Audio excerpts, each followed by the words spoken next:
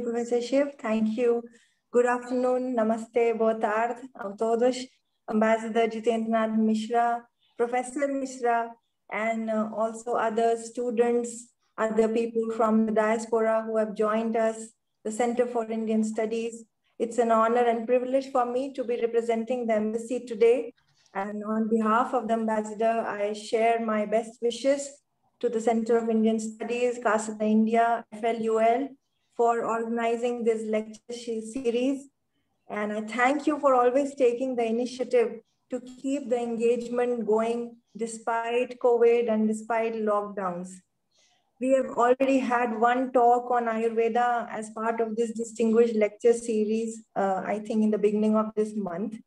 And under normal circumstances, I have not seen myself, that these lecture series are done physically and a lot of speakers are invited from the region, from India. And we would have liked it to be like that this year again. But nevertheless, it's second best option to meet virtually. It's the buzz thing these days. And it's the right moment to be talking about India, EU, Brexit, India, Portugal at this point, as you may be aware that the Portugal is hosting the presidency of EU, and under its presidency, we are having the momentous India-EU first ever Leaders Summit on 8th of May. And our Prime Minister was slated to actually visit Porto, and we were all very prepared for his visit, and we were greatly disappointed when the physical visit was cancelled. Nevertheless, the meeting will be held virtually on the 8th of May. We just concluded a preparatory round of meeting between the two foreign ministers this morning, where we discussed the outcomes of the India-EU summit and also the bilateral visit. Perhaps the bilateral visit, all is not lost, will be salvaged, and we will have a visit, if not now, later.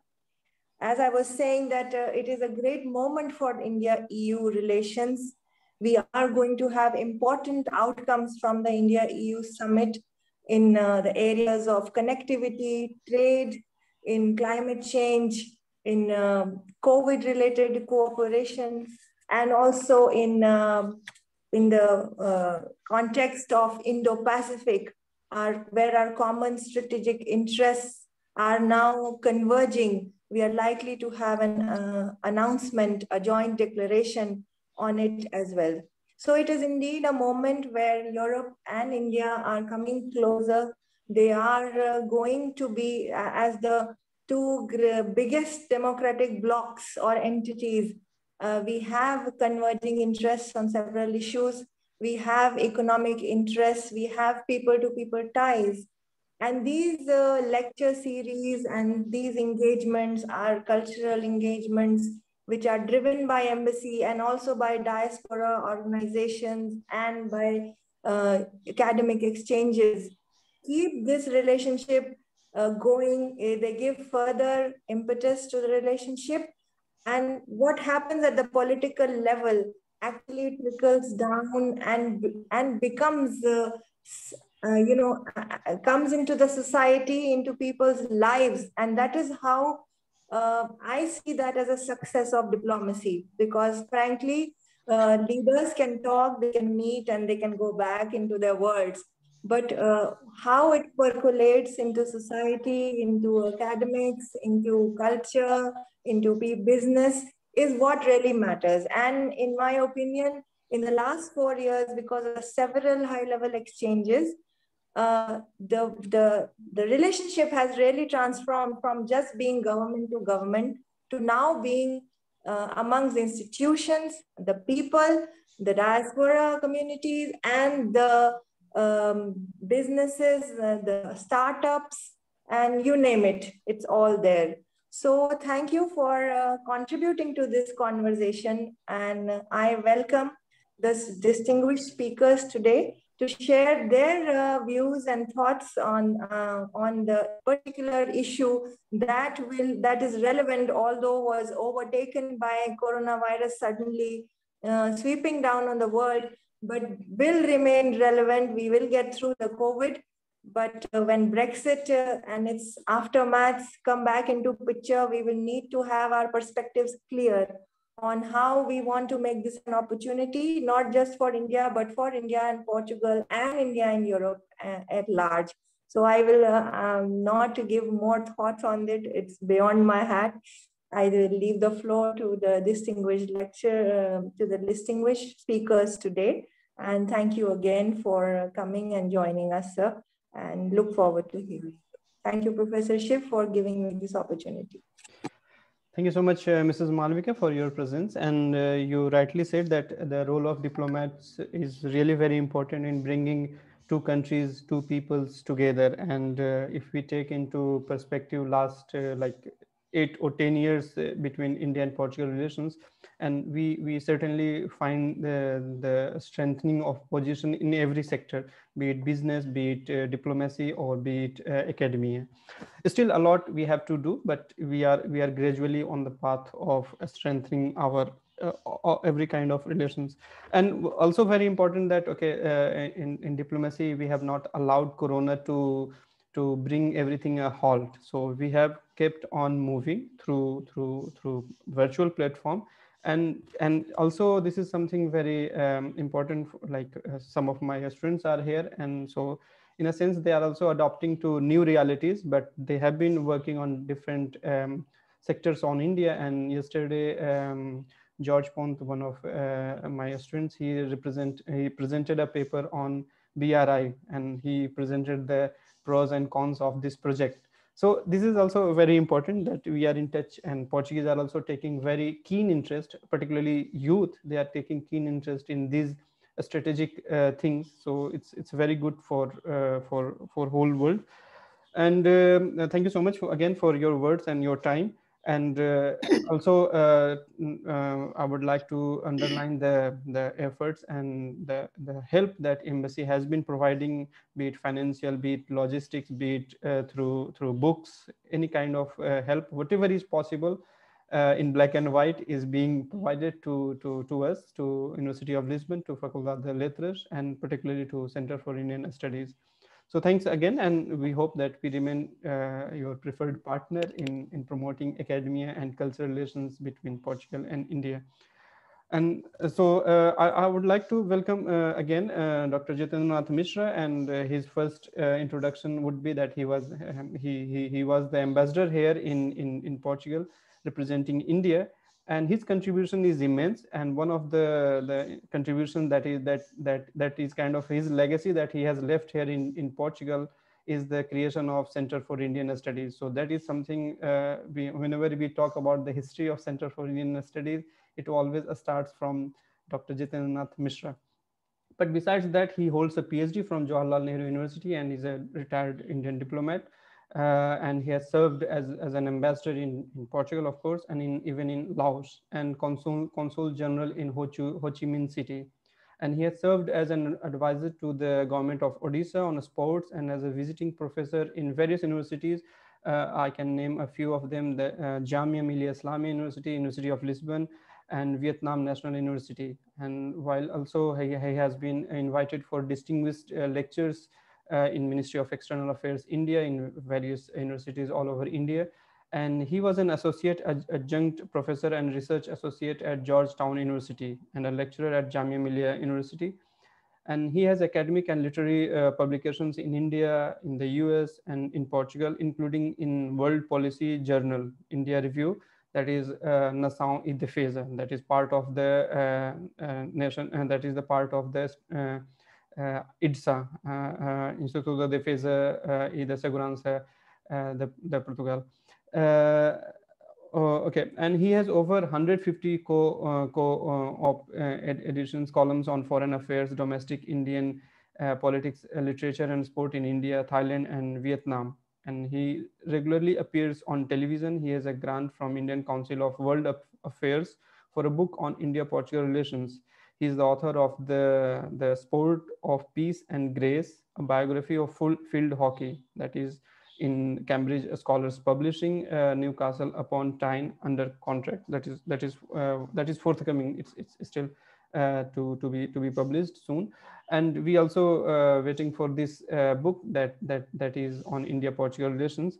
So what is important in today's lecture of Dr. Jitendra Misra, that mostly we academicians, we talk of n number of theories and n number of ideologies, perspectives, but what is the importance of the intervention of Dr. Misra's role is that he's seeing both the things from as an academician. He has a very extensive experience of being an academician, and he has been a policy maker as well. So he's seeing both the sides, from insider view and from outsider view. So that's where his intervention is really very important.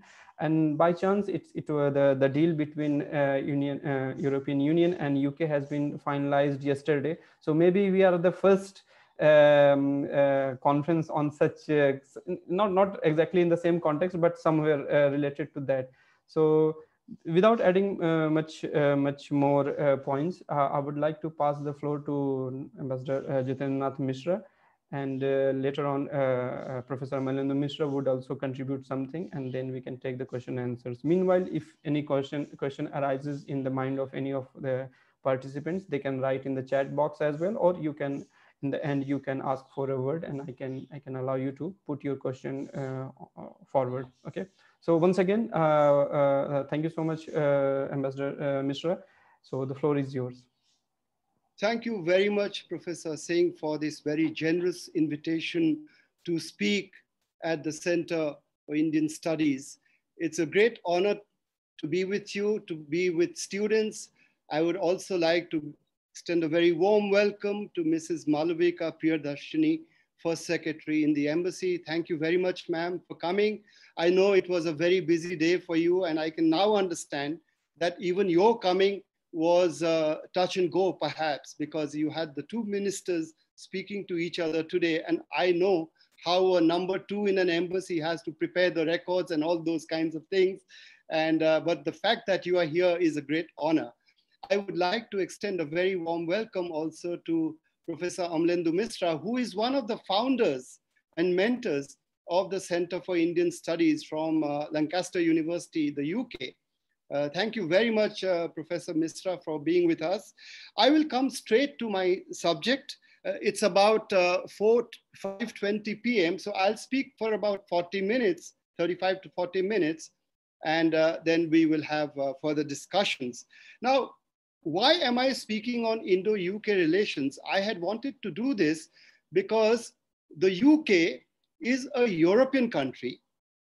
The UK was in the European Union till very recently, and the UK has left the European Union after Brexit.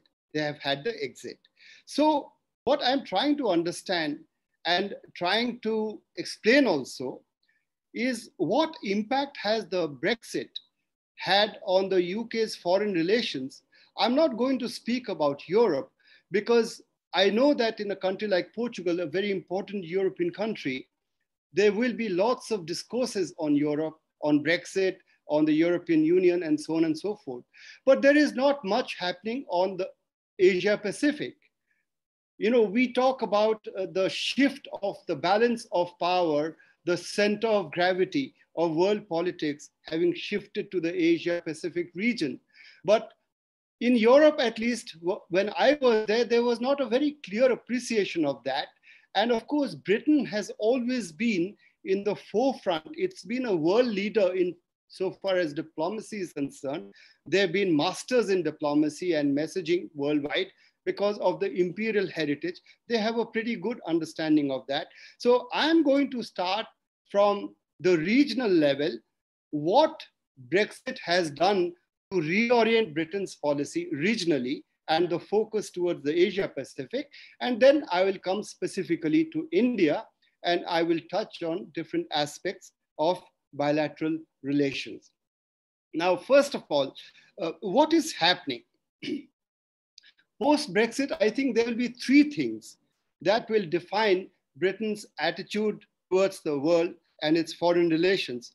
One is the US-China strategic competition. You cannot sit on the fence, as we in India know.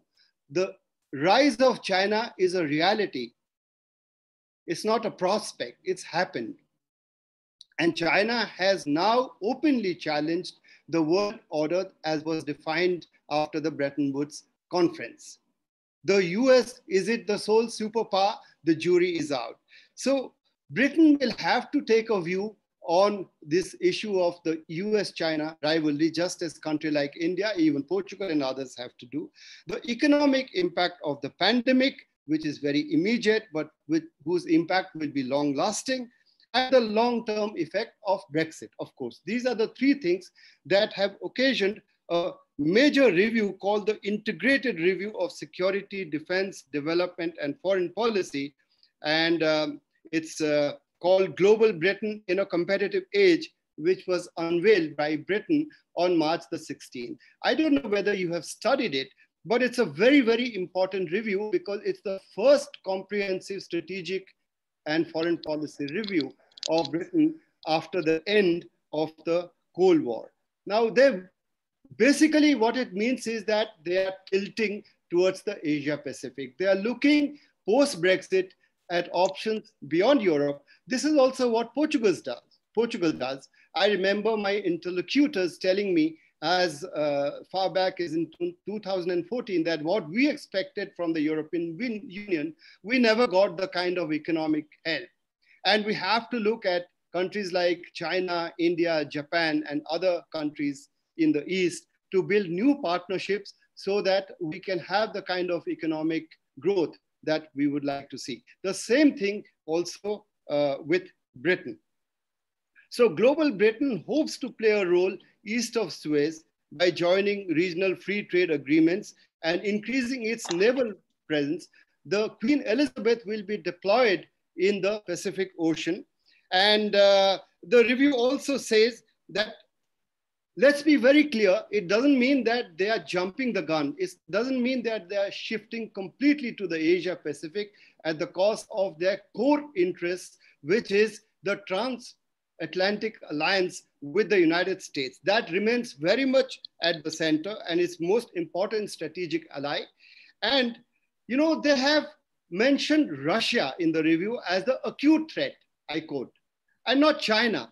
The fact that China is not mentioned as the acute threat itself tells a lot about British policy. There is no mention of the Quad. We are talking a lot now in this part of the world about the Quad, the US, India, Japan, and Australia, the four members, and how it is transforming from a purely security forum that also engages other global issues. Now, I argue that Britain is quite mindful of Chinese sensitivities. There's no mention of Quad at all in this review, if you read it. Now, it doesn't mean that Britain has completely ignored the Chinese challenge. Far from it. Britain, like every country, feels the heat of Chinese power. And I quote what the review says: China's military modernization and growth, international assertiveness within the Indo-Pacific region and beyond will pose an increasing risk to UK interests. And there will be China and a review of China, a state-based threat. They call it a state-based threat to British economic security and a systemic challenge to Britain. But at the same time, it also makes it clear that Britain will engage China. Britain will not confront China. They will also engage China at multiple levels, trade, investment, climate change being important. And then, therefore, the approach to China appears to me compete and counteract China when necessary and cooperate where possible. So it's a mixture of cooperation and competition with China, the sort of policy that India is also having. Now, theoretically, Britain could do more to balance China in the Indo-Pacific. It still is an Indo-Pacific power. Don't forget that, like France, Britain is the other European country that has interests, not just interests, but also real estate in the Indian Ocean. They have some territories in the Indian Ocean. You know, there's a dispute with Mauritius on the Chagos Archipelago, for example. And they have leased on long lease the Diego Garcia island chain to the Americans, where there is the major American base. So they do have an actual foothold. It's very important to understand that Britain is not entering this part of the world for the first time. It has always been there as an Indian Ocean power.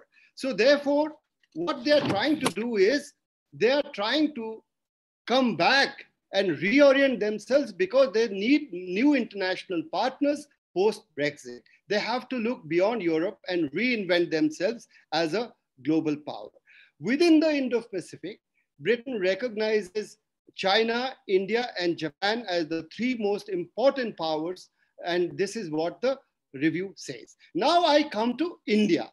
So I'm putting this in the context of the region and the shift, the so-called tilt, as they have said, to the Indo-Pacific.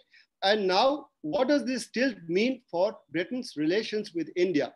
I am trying to give a perspective from Britain also, because I think as a diplomat, it's very important. And as a scholar, we have to be objective. We are not going to talk only of Indian interests and Indian policies, but what are British interests and British motives in the relations with India? It's a pretty complicated relationship, but I'll come to that. Now, the document, this review calls India, I quote, an international actor of growing importance and seeks to transform ties. Now, an international actor of growing importance, India is no doubt, with all its attributes and its potential being realized, but transforming the relationship. Now, what needs to be transformed is what Britain is talking about. Re-energize trade and investment, science and technology, enhance defense cooperation that tackles climate change, clean energy, and global health. Now, I think climate change and global health are very important. Defense has been limited. Do you know, the bilateral exercises, only one ship participates in the bilateral naval exercises between Britain and India, compared to the US, where scores of ships, even with France, they take part. Now, the review has no focus on trilateral defense involving India or another partner. And as I said, it doesn't mention Quad or Quad plus, Britain as being Quad 4 plus Britain. No, it doesn't talk about it. And so this is a curiosity for me, that you're talking on the one hand of defense cooperation, but what are you putting on the ground or in the sea? Not very much. And cybersecurity in the global context also is another area of cooperation. Now, this is the setting for the bilateral relationship. Now, I just wind back a little bit here into history, recent history, not history, not 50 or 60 years of history. What's happening? David Cameron, when he was Prime Minister, made 3 visits to India in his first term. And in November 2016, Theresa May made her first overseas bilateral visit. That was to India, the first one. In November 2015 and April 2018, Prime Minister Modi, in April 2018, it was for Chogam, but also a bilateral visit. He visited Britain. So it's a business-like relationship with plenty of exchanges at the political level. And interestingly, more coming from Britain to India, more visits at the highest level than from India to the UK. And Prime Minister Modi has been invited to attend the G7 summit in the UK in June, along with 2 other countries. Now, Prime Minister Johnson was supposed to be the guest of honor at India's Republic Day celebrations in January. That got postponed because of COVID in Britain. And then he was supposed to be in Delhi on the 25th of April, which again could not be held because of the COVID in India. COVID in Britain and COVID in India. That's what the pandemic is doing to us. So they're going to have a conversation on the 2 prime ministers on how the relationship can be transformed.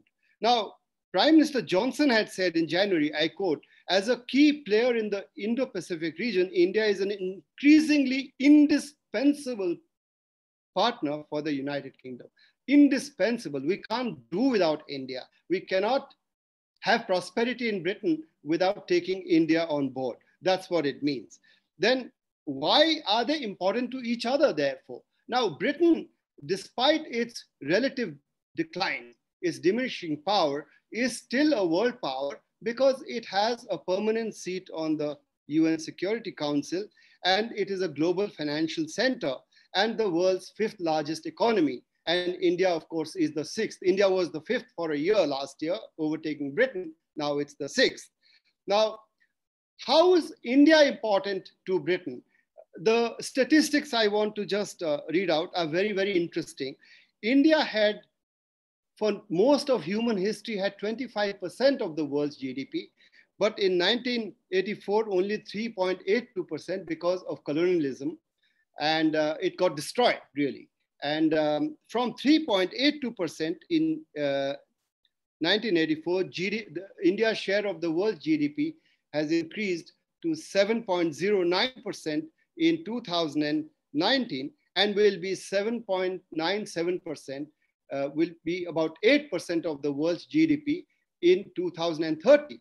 And according to Politico magazine, which is an excellent European magazine, Politico, India will be the 2nd largest economy in the world in 2050, overtaking the US. It will be about, it will be number 2, overtaking the US after China. China will be 20% of the world's economy, and India will be about 16 or 17% in 2050. So Britain is obviously, being a very strategically thinking power historically, will take a long view of Indian capabilities. Now, but there is also the Indian diaspora. Don't forget that British Indians are very, very important, just as Portuguese Indians are important to Portugal. How are they important? 1.5 million British Indians contribute 6% of Britain's GDP. They really punch above their weight. 6% of the GDP of Britain comes from this Indian, talented Indian workforce. And only 1.8% of the population, 1.5 million people. So they really punch above their weight. India holds the number 2 rank among nations, helping Britain's job creation in 2019 with 110,000 new jobs created. So the British Indian community is very important, and they are also very strongly linked to India. They have strong ties to India. And you have 4 ministers of Indian origin in the current, in the Johnson cabinet, for example, including Home Secretary Priti Patel. Now, Britain also is very important for India's economic growth. Britain over 2000 to 2020 invested in foreign direct investment 28.21 billion US dollars, and it is the 6th largest investor in India. But contrary to what I have read elsewhere, these are figures from India's Department of Industrial Policy and Promotion, authentic figures. India is not among the top 10 investors in the UK right now, though it was the number 1 investor in the city of London some time back. So therefore, all in all, the statistics clearly show, the figures clearly show how one country is fundamentally very, very important to the other, and this is not going to go away. Yet, I would argue that in the last 15 years, there's been a degree of stagnation, particularly in the last 10 years in the relationship. And they did not move forward, and they were underwhelming. Why? One problem, I think, is Britain's internal problems. Britain couldn't decide on Brexit. It took 4 years for Britain to make the plunge out of Brexit.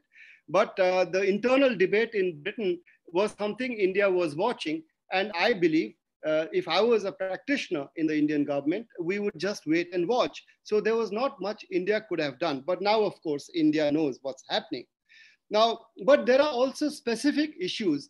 It's important to note that we are partners, we are not allies, and we still have structural problems and we have differences. And they are not going to be resolved very soon because of internal politics in Britain, for example. You know, Britain is perceived in India to be soft on cross-border terrorism. All the time we have been hearing, you know, we want to have a relationship with India, but Pakistan. So Pakistan always comes into the relationship in some way or the other, whether it is Kashmir or even Kalistan. You know what happened, the demonstrations that were allowed by the British government, the physical attack on the Indian High Commission that took place in August 2019. Projectiles were thrown at the High Commission, and it was a physical danger. Now, obviously, the British government can claim that under the law, as long as they are peaceful, we can't do this. Of course, you can do it. You can stop these things if you want. So it's a calibrated kind of policy of putting pressure on India, in my opinion. And therefore, because India is a factor, and the British High Commissioner in India said so, that relations in India is not only a matter of your domestic politics, where there's a lot of criticism of things we do, but it's also a matter of British domestic politics. What they mean is that they have Pakistani Britons and Indian Britons, and they need the votes. So they have to really be sensitive to Pakistani British points of view also. It is a factor. So this has to be carefully managed, but it can't be wished away. But it doesn't do much to the relationship. It doesn't help the relationship, because this will remain an irritant. Now, what does India do? We have been careful in not tilting towards the Conservatives or Labour. We are perfectly capable and willing to work with either of the two parties when in power.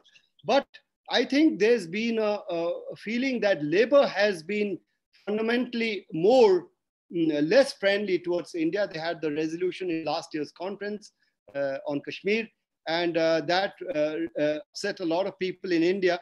And I think the British Indians have tended to tilt a little bit in voting towards the Conservative in the last few years. But all that could change when there is a new government, because when you are in opposition, you need the votes. So you might cultivate Pakistani Britons. But when you are in power, you realize that you have to deal with both sides, and India is a major partner. Now, linkages between Kalistan and Pakistan, brought out by a report titled Kalistan, a project of Pakistan by the MacDonald-Laurier Institute, brings this out very clearly. Now, the other problem is also, as I already mentioned, that Britain has made and will continue to make, in my opinion, China, they'll put it at the center of the post-Brexit economic policy of Britain. They're too strongly tied to China to decouple with China, whether it is supply chains and other things. They have taken certain actions to withdraw from the links, for example, 5G. But I think China is going to remain a very major partner for Britain. Then, and that's a problem for India because of the existential problems that we have, and we have a lot of pressure on our borders from China right now. And I don't know how much aware the students are of this, but you know what happened in Ladakh, in the western sector of the India-China border last year. Then a safe haven for financial offenders. Now, Nirav Modi, who fled to Britain, lots of financial offenders facing charges of fraud in India are in getting safe haven in Britain. Now, you can't just say, oh, it's the law, we can't help it. But you have to be, if India is so important for you, you have to also be sensitive to Indian interests. And, but they have taken certain actions. There's an order on his extradition to India by the Home Secretary, but we had an order on Vijay Mallya also, but they will still take legal recourse to the law to try and stall extradition as far as possible. Then a very important issue is the salary caps on IT workers from India, from skilled workforce, IT professionals from India.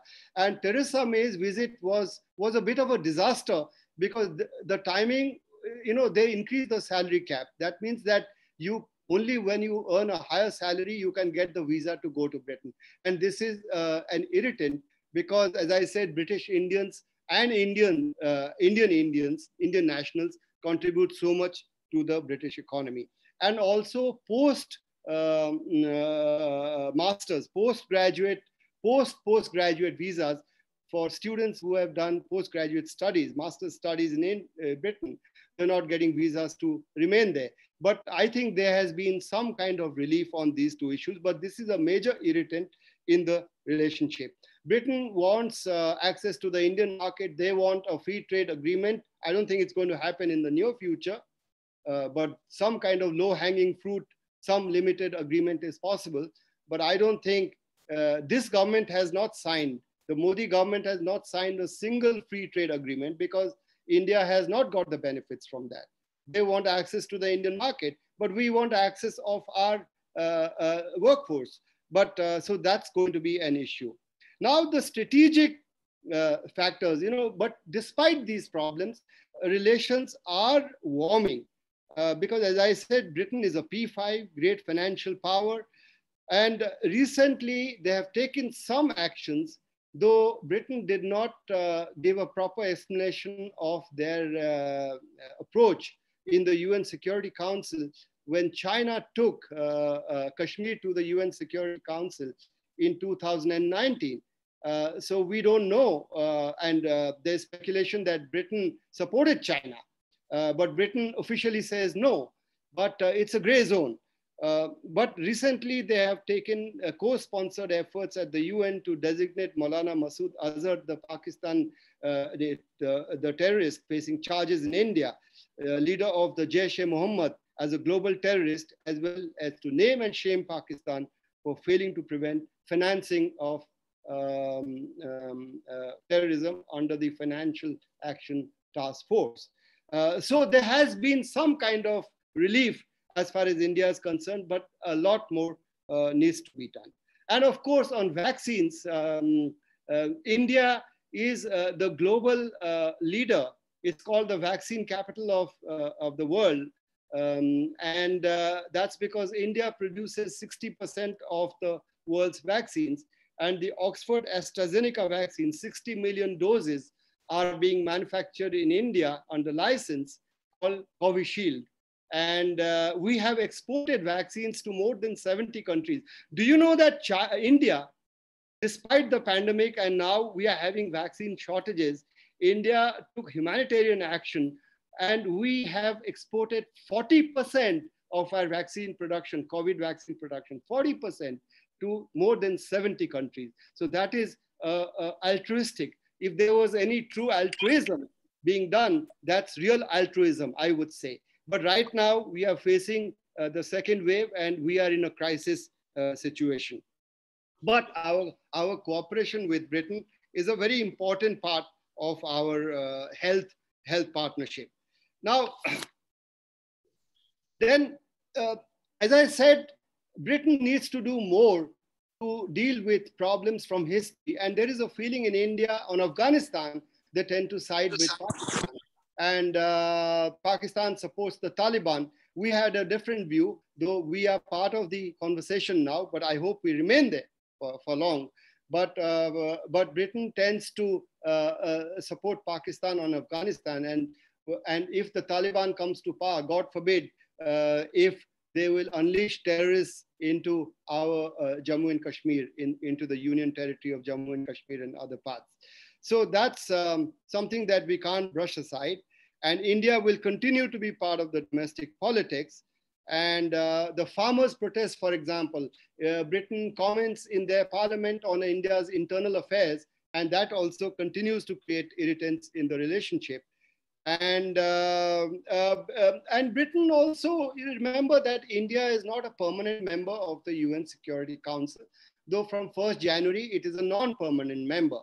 But there is not a lot of discussion between our two countries at the bilateral level at the Security Council. And we have been rivals in a way, in some ways. You remember that Judge Greenwood of Britain contested for the International Court of Justice seat with Judge Dalbir Bhandari of India. And when he was going to be humiliated, he withdrew finally. So the tilt is now going. This is the first time that that a non-P5, a P5 member candidate in the International Court of Justice actually had to withdraw because of a strong candidate from a non-P5 country. So as I said, the Chagos Archipelago is another point of difference because we support Mauritius's claim to the Chagos Archipelago, which is under British sovereignty. And the UN General Assembly has, of course, passed a resolution supporting Mauritius. The FTA will be slow because we didn't join RCEP, Regional Comprehensive Economic Partnership, and the fate of India's FTAs, free trade agreements with ASEAN, we've had very mixed results from those. It has not brought the kind of benefit to India that we expected. So what is the way forward? So it's a mixed bag in the relationship. It's positive on the optics, and the British like to feel good about this special relationship, but I don't think it's a special relationship. It is a strong partnership. And, you know, because the UK may not be India's #1 partner for trade, defense, hardware, or political cooperation, but it is one of the few countries that ticks all the 3 boxes. So it remains an important partner. It has long been overtaken by the United States.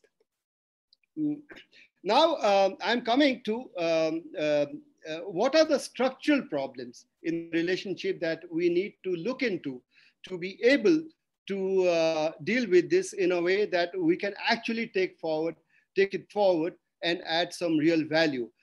One problem could be that the British espousal of democracy does not square with India's view of itself. India is not an evangelical promoter of democracy in the world. India is a democracy, but we are not going about spreading democracy, trying to convert other countries to that. And we are uncomfortable with that. Now we hear that the G7 summit, plus the 3 democracies that are being invited, India, South Korea, and Australia, that means they will develop into what is called a D10, Democracy 10. Now, obviously, this is meant as a message to China, no doubt about it. But China is going to be wary of this, and they have also been watching France and Germany's pivot to the Asia Pacific recently with concern. So therefore, the problem is a D10 against China, in my view, is not going to work, because if we want to co-opt more countries to contain China's rising power, and China is very aggressive use of that power in the South China Sea, in Ladakh in India, in Taiwan, in the Senkaku Islands, what the Chinese call the Diaoyu Islands, in the East China Sea with Japan, and so on and so forth, and of course Hong Kong. So we know about all that. So China is challenging the United States, and we in India are facing a lot of heat from China. Now, a D10 against China won't work, but because if you want a coalition, you need to also take on board countries that may not be formal democracy. They may be countries, for example, in the Gulf, who are monarchies. Formally, they are monarchies, but they may be uncomfortable with Chinese power. So the D10 idea is probably not a very workable idea. And what about a country like Myanmar? Myanmar is not a pro-China country. Myanmar has always valued its independence. Here, I want to tell you a story. I remember this story. When I was posted in London, please listen, I was in the Indian High Commission in London from 2001 to 2004. We invited a bunch of fellow diplomats from the British Foreign Office for what we call the curry lunch. We had a canteen in the Indian High Commission where we had Indian food. So we gave them a very opulent lunch. And we wanted to have a brainstorming session on our relations generally. So the person sitting next to me, whose name I will not take, he asked me, Mr. Misra, how is it that you are talking to the generals in Myanmar, you are engaging them left, right, and center? This was 2001. And you don't want to engage the generals in Pakistan. I said, come on, that's an old story. You always have to bring in Pakistan. But let me answer this.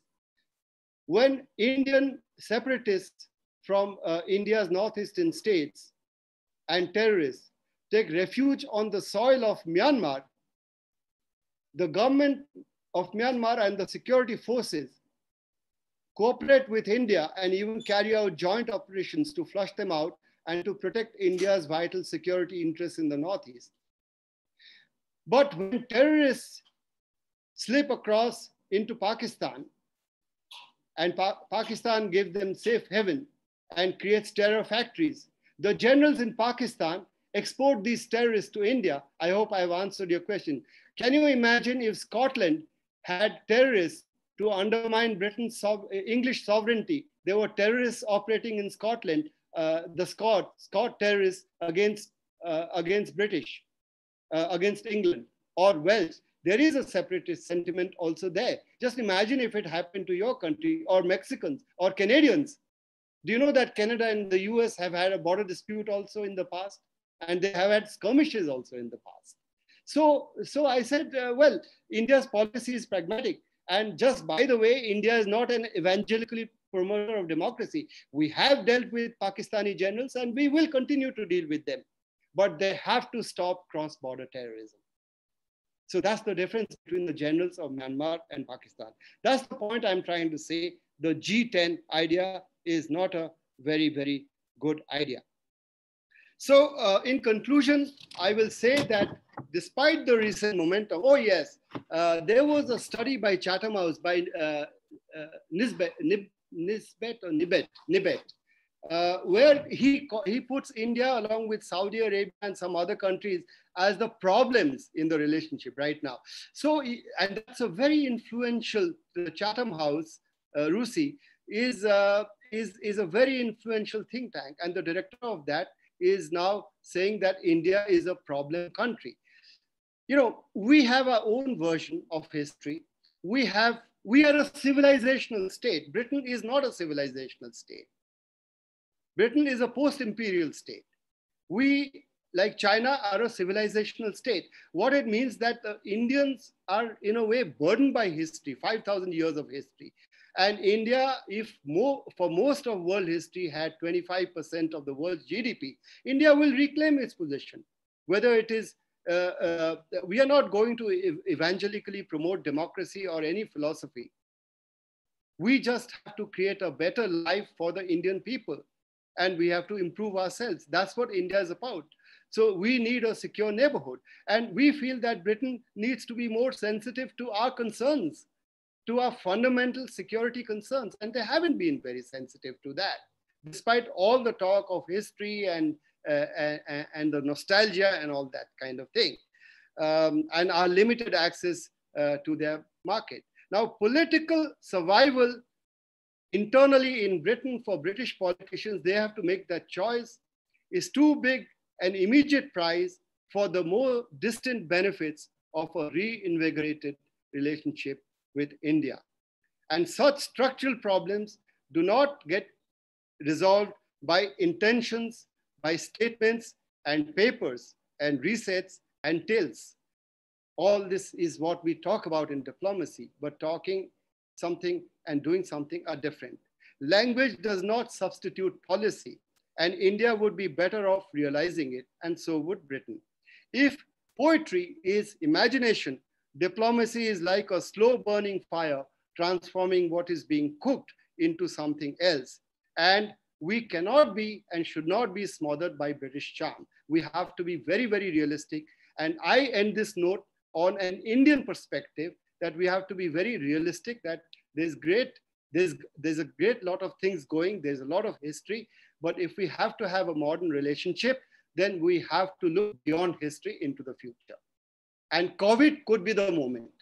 Thank you very much.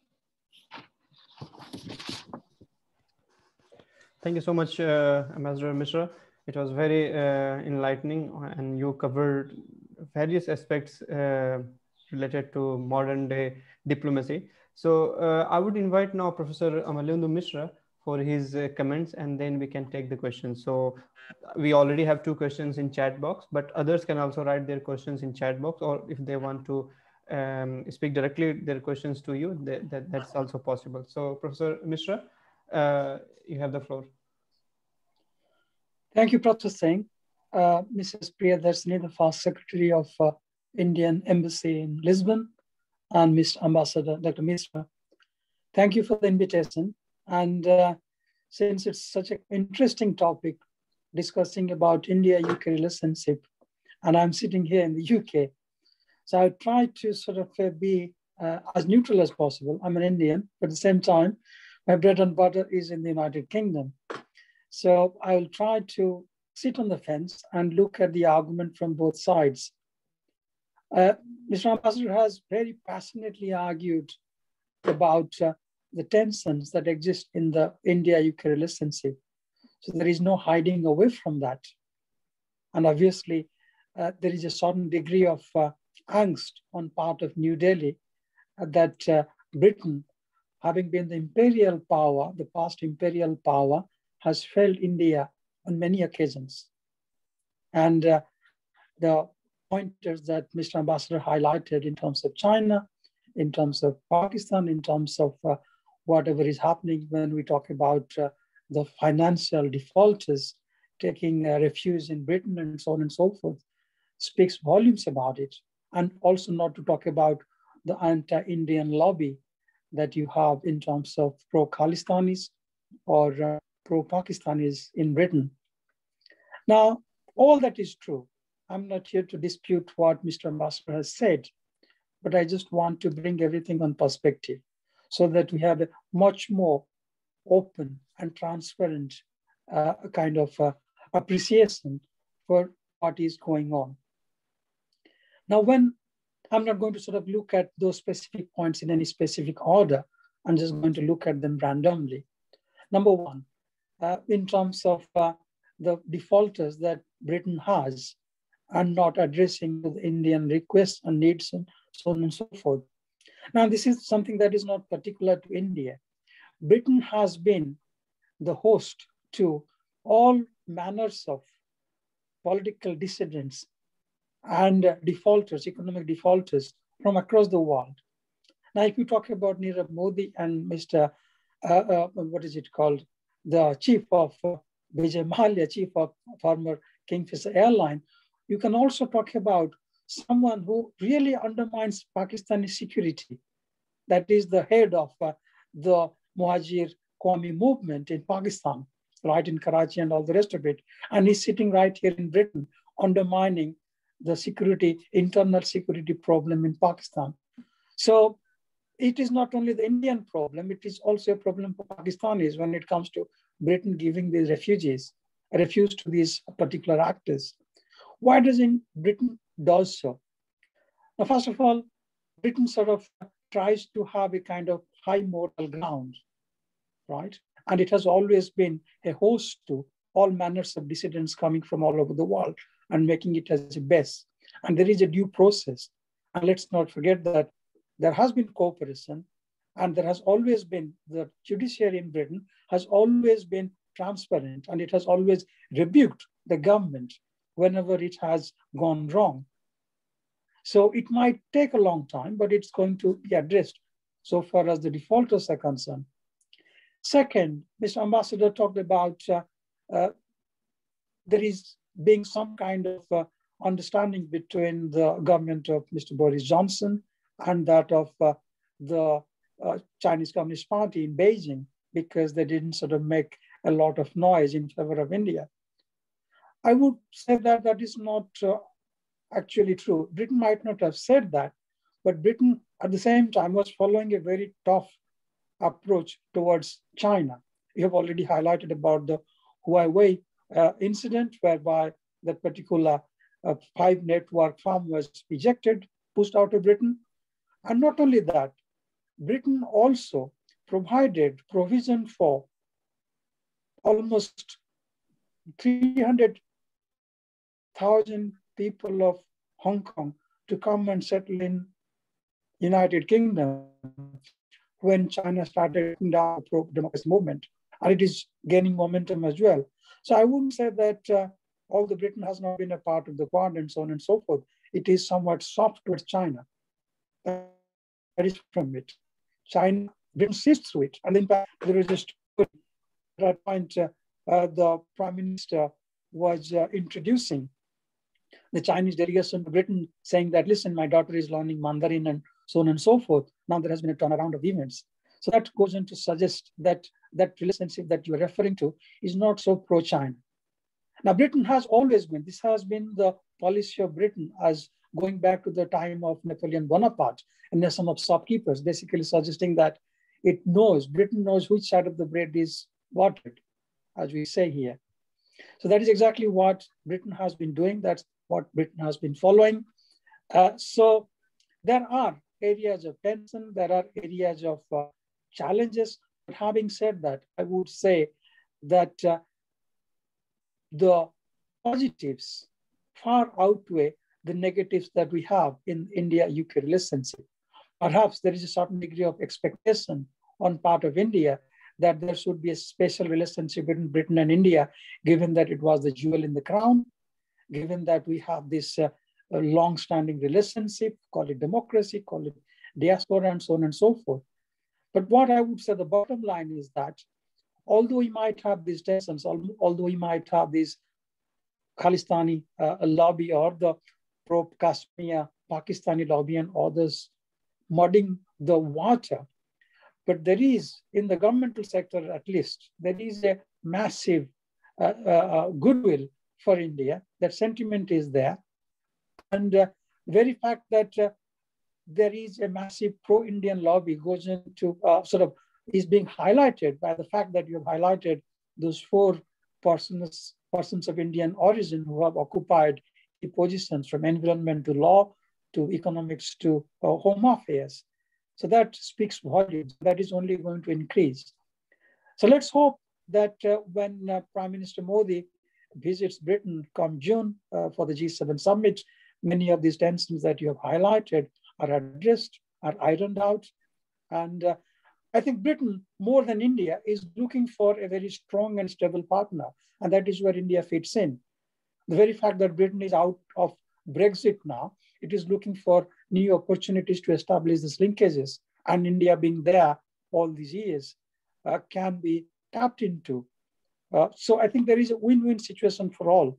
Of course, I recognize the fact that many of our students, I am in the academic sector, and I see the frustration of many of our Indian students who do not get the proper paperwork once they finish their studies.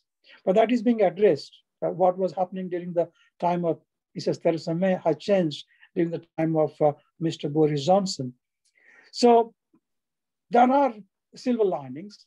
It is moving in a kind of positive direction. And if I could sort of bring it to a close, Britain has steadfastly argued that India should have a position in the Security Council, permanent 5.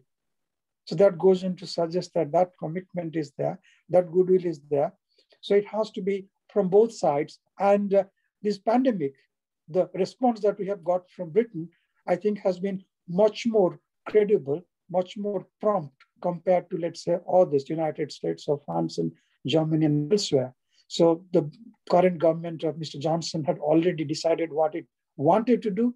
And I don't know what sort of protocol that was being followed between New Delhi and London, but things had been moving much faster. So I think sometimes these hard kind of realities, these hard facts brings us close to realizing how important these relationships are, these bilateral relationships are. And let's hope that this pandemic has been an eye-opener, and this pandemic is an opportunity at the same time, as you have rightly pointed out, to bring these 2 old actors together. One is the civilizational democracy and another is a formal democracy in the modern sense of the term.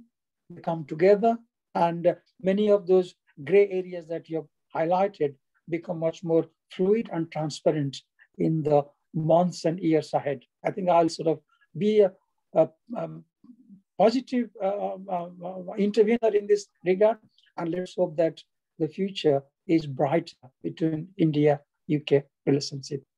Thank you, Professor Singh, and thank you, Mr. Ambassador, and thank you, Mrs. Priyadarshini, for being there. Thank you so much, Professor Amalendu Misra from University of Lancaster, and very well he has put forward his views. And I don't know whether Ambassador Misra would like to comment something, or should we take the questions? May I just comment? Yes, yes, sir, please. His comments.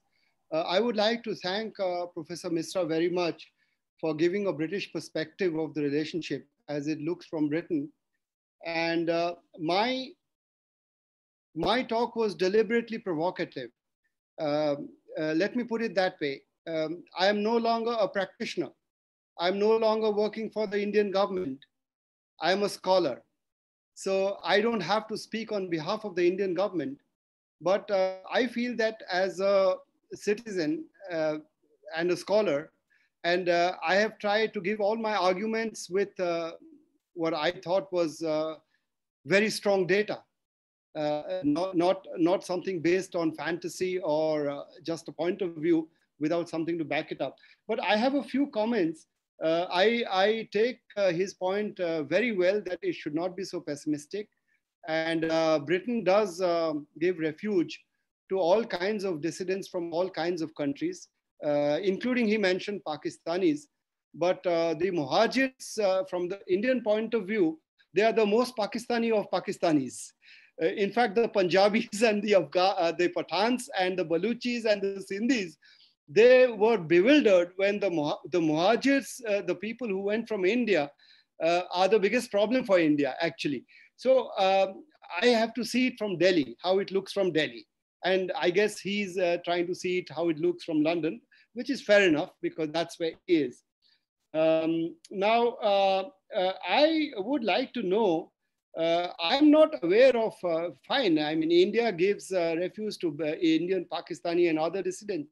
How many Chinese dissidents has Britain given refuge to? I don't know of even one a Chinese dissident who is opposed to the Chinese Communist Party or the state, because Britain just can't afford to antagonize China, period.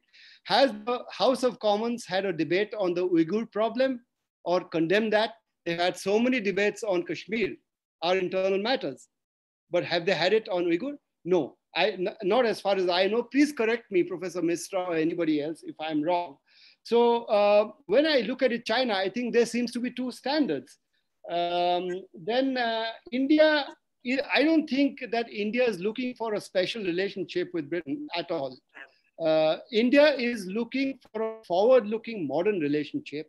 And I think Britain has also realized, George Osborne, when he came with Theresa May in he said that we in Britain tend to think, it was quoted in The Guardian, that we have a special relationship with India and that Britain is very important to India. But Indians don't see it that way at all. And we don't, because Britain hurts India where it hurts, actually, not at a rhetorical level, but at a strategic level. You know, the US took all the advice on Afghanistan from Britain, and who's the one, which country suffers? India is the one who suffers after the jihad, after the Soviet defeated at the Mujahideen. All those people came and created mayhem in Jammu and Kashmir. So British policy actually has hurt India. That's what I'm trying to say. And for me as an Indian, I can't say I'm unbiased. For an Indian, for me, that becomes problematic. And I am glad that Mr. George Osborne has very clearly said that it doesn't look like that from India. India doesn't consider Britain to be very special in that way. And, for example, the British changed their policy on, when I was in London, I think, just when I was in Israel, before I went to London, they recognized Chinese suzerainty over Tibet, suzerainty, historically. And they modified their records and put it on the website, sovereignty. They did it very, very quietly. Why? Because they're again pandering to Chinese power. China is a very powerful country. No problem with that. China is very powerful and you have to deal with China. India is not as powerful as China and you have to deal with India in a different way. So I hope that answers the question. Professor Misra, do you have any information on any Chinese dissidents? Yes, I can give them to you. If am I audible? Yes, sir. Right.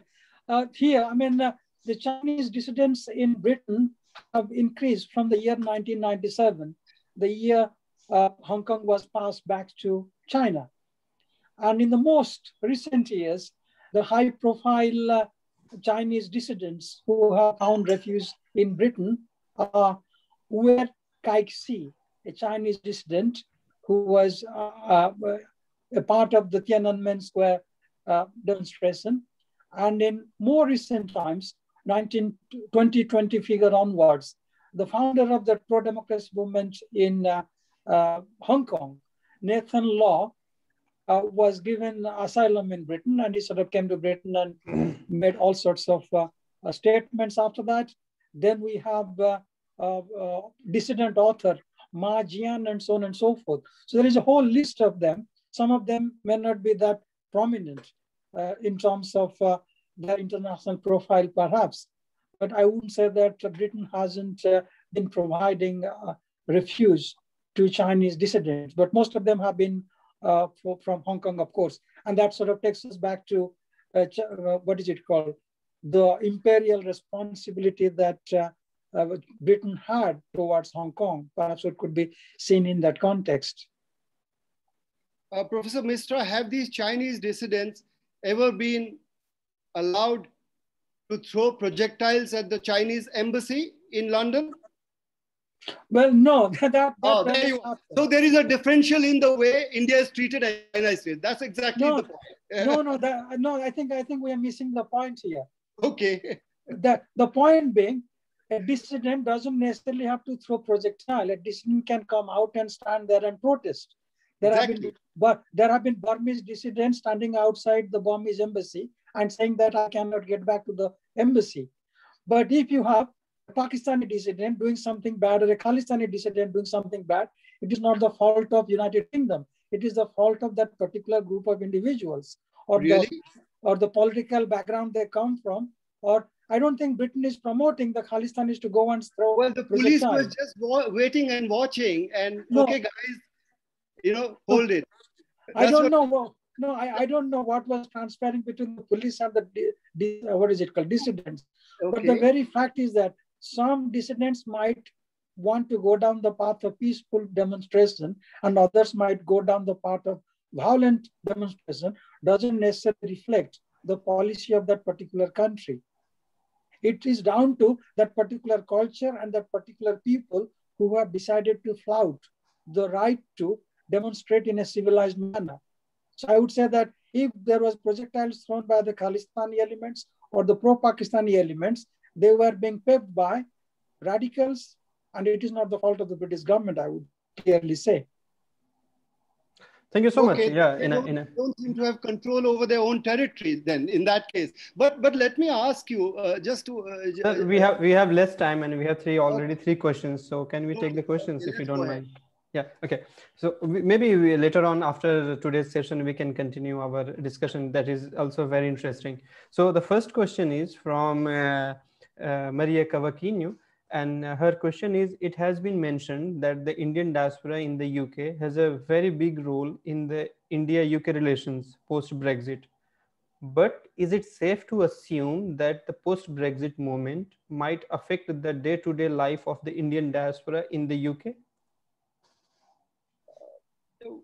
Well, the post-Brexit movement, I don't think so, because they are integrated into British society.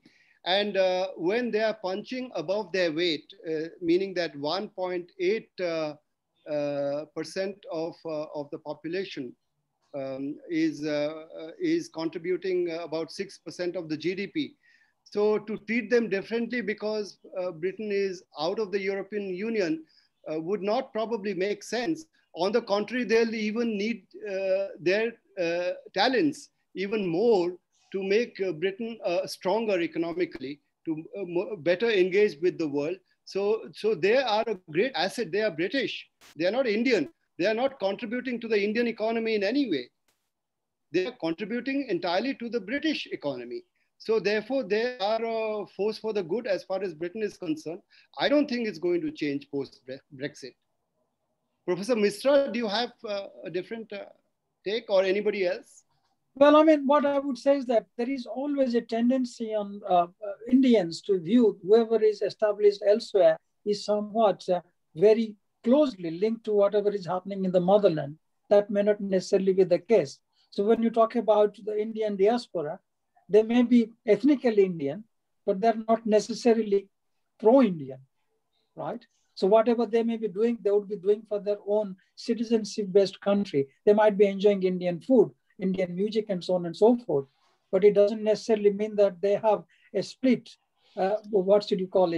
level of allegiance to the motherland where their grandparents or parents came from, at the place of their birth, the citizens they are in. So that is the biggest mistake we do sometimes when you look at the diaspora. And that goes for the Indian diaspora in Portugal as well. And I've seen in my own experience, they're much more rooted in Portugal than in India. But to suggest and to expect that the Portuguese Indian diaspora is going to be much more closer to the Indian motherland and so on and so forth, I think is somewhat problematic.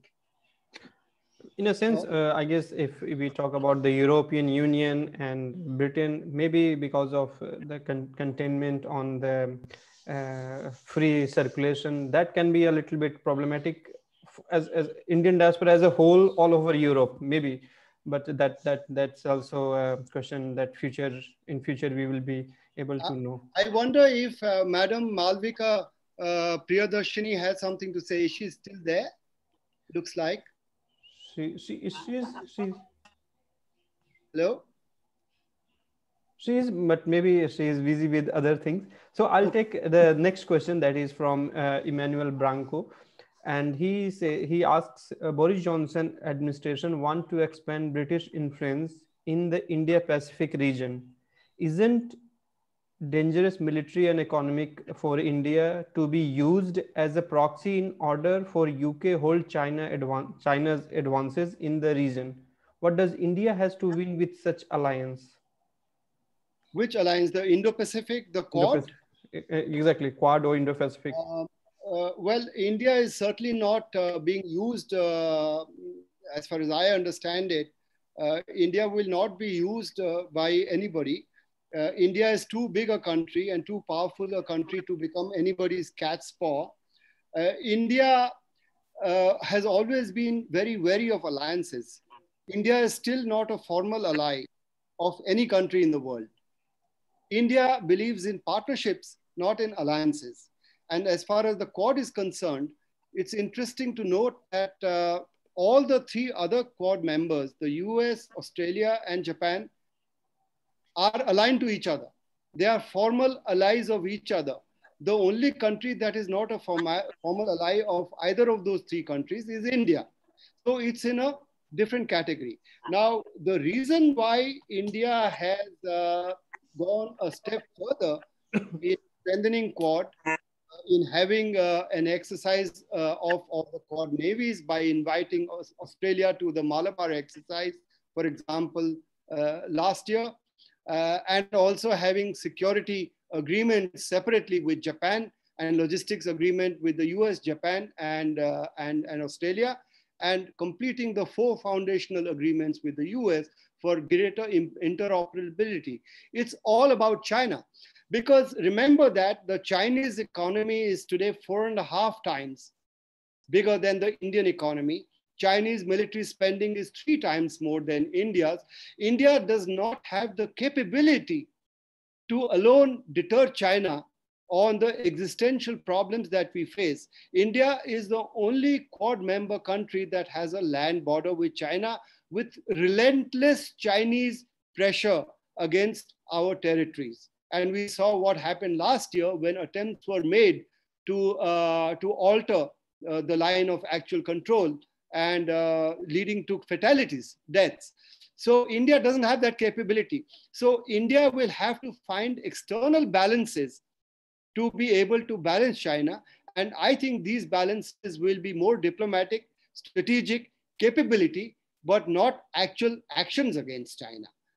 Unless, God forbid, there is some incident somewhere. But the Chinese don't want to fight a open war with India. They do what is called salami slicing. Very slow incremental progress in Ladakh. You keep biting little pieces of territory and then shake hands with the Indians, say, okay, let us withdraw mutually. That means you take 2 steps forward and 1 step back. So you have one step. So you have 1 territory. That is the Chinese strategy of, and it is a very, very dangerous strategy. They have followed it with Japan, with the Senkaku Islands, and of course the militarization of the South China Sea. So, so therefore it is not like a gang up against China, but it is certainly a deterrence against Chinese power and Chinese, not just capability, but Chinese aggressive behavior, which we have seen. Professor Misra, you want to add? Yeah, all I would say here is that Britain has a traditional interest in the Indo-Pacific region. Mr. Ambassador has already pointed out about its position in Chagos Archipelago. And let's not forget that in Southeast Asia, it controls the military of the Sultanate of Brunei. So Britain has a formal military presence in these two specific areas between Africa and India, that is Chagos Archipelago, and Brunei in Southeast Asia. So to suggest that Britain is a new player in the area strategically would be a misnomer. So what Britain is trying to do is sort of cultivate and develop its old relationships based on mutuality. And that is one of the reasons why it takes us back to what Mr. Ambassador was telling us earlier regarding D10, the democracy 10, and so on and so forth. So that may be construed as something which is in common between these 10 actors who can sort of transparently relate to each other, but not necessarily to the Chinese Communist Party. But if China becomes a democracy, if the Chinese Communist Party goes out of power, maybe everything will become hunky-dory. We won't have the challenges. We would not have the discussion that we are having at this moment. I think that's what I would suggest at the moment. But thank you so much. Thank you. And the third question is from Cristiano.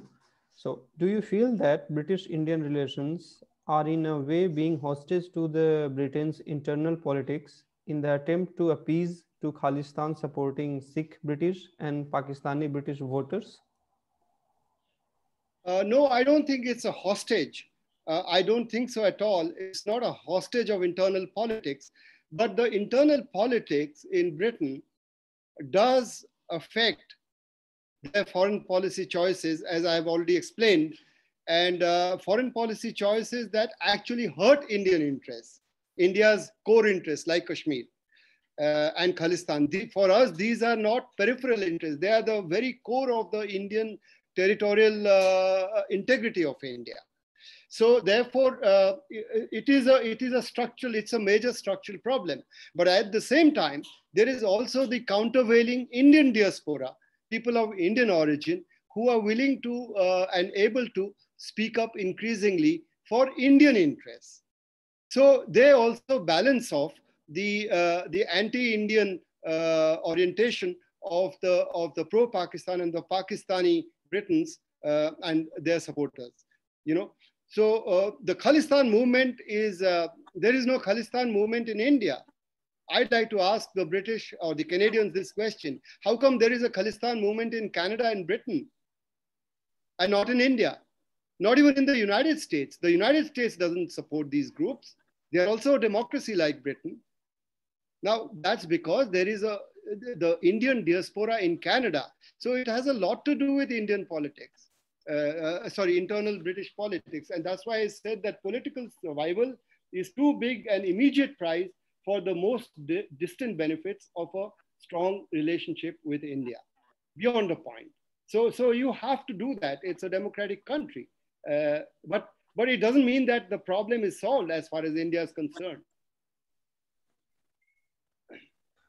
Thank you so much, sir. So maybe there is no more questions. So I take a small question, or I put forward a small question rather, that is, why India is afraid of free trade agreements?